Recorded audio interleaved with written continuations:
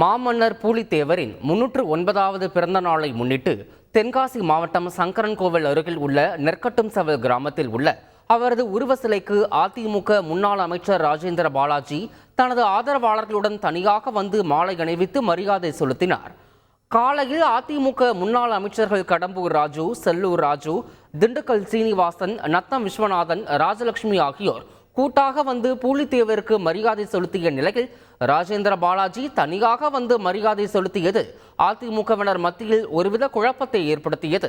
எத்தனை வழக்கு போட்டாலும் திரும்ப திரும்ப வருவோம் என்ற அதிமுக முன்னாள் அமைச்சர் எம்.ஆர். விஜயபாஸ்கர் சட்டப்பேரவை தேர்தலில் அதிமுக 200 தொகுதிகளை கைப்பற்றுவது உறுதி என்றார்.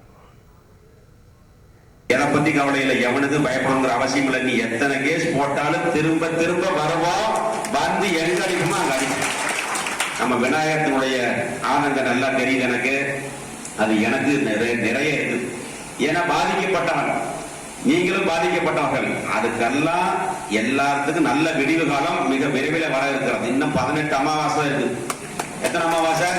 18 அமாவாசை தான். பொறுங்க, 2 அமாவாசை தானே, அது பரவாயில்ல, வந்துட சந்தோஷம்.